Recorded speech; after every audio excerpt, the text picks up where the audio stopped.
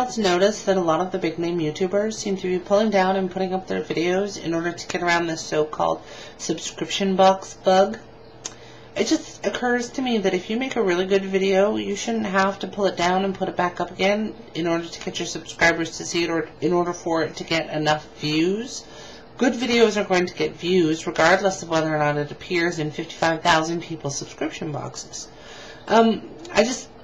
I don't know, I guess I only have 82 subscribers, and that's a number that I only knew because I checked it because I knew that I was going to be saying that number in this video.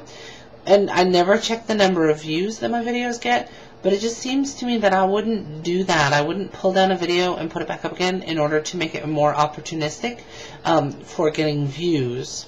And I guess there's nothing really wrong with that. I don't really think that that's not what matters as far as I'm concerned with regard to making a video for YouTube.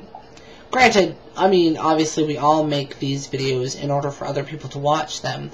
It's not necessarily like blogging, because when you blog, a lot of times you sort of blog for yourself.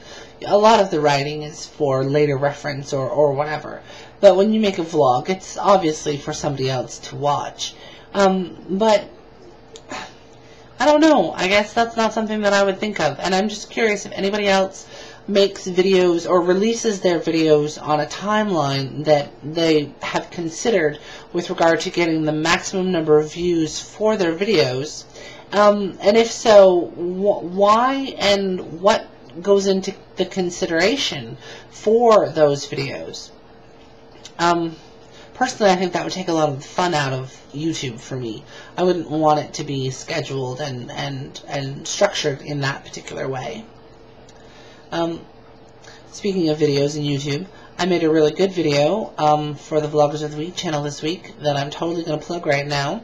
The first 30-ish seconds of the video are really all that I'm concerned that you watch, because I made a little homage to Bewitched, and I'm not very good at video editing, as you can probably tell, because most of these videos are just all one-take videos. Well, not one take, but they're one-part videos, because I'm not great at editing. So this was a bit of a challenge for me, and I think that it turned out pretty well, and I think that you should watch it and let me know what you think.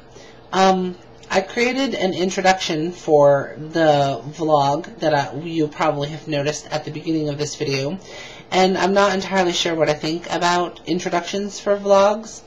I had the idea to make the introduction though, and so I wanted to do it just in order to practice that particular technique with regard to the video editing. So I had to upload it at least this once. We'll see what happens after this. So let me know what you thought of it, and whether or not you think that I should keep it. I'm not entirely sure. I probably won't. It's not the first introduction that I've created, but it's certainly the first time that I've used that particular technique. I cleaned out my big fish tank yesterday. It was totally overrun with algae and it needed to be cleaned out.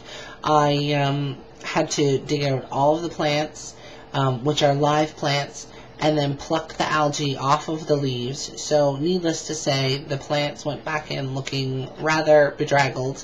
Unfortunately, it was my fault because I hadn't been maintaining the filter properly, so the water wasn't circulating at the speed that it needed to circulate at in order to prevent the algae from grabbing hold on the fish tank. A mistake that I won't make again. The fish have, they took it quite well, I think.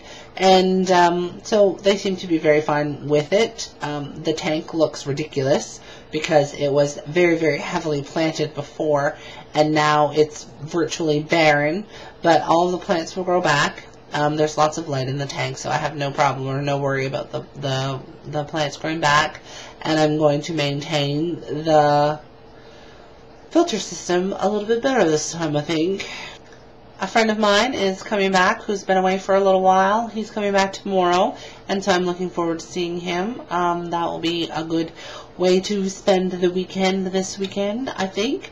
And I guess with that announcement and the fact that I noticed that my download of last Sunday's episode of Brothers and Sisters has just concluded, that I'm going to bid you all adieu and take my leave, and I'm going to go watch Brothers and Sisters. So I hope everybody has a good evening, and I will talk to you soon. And I don't really know where that little half accent thing came from, but I'm out of here.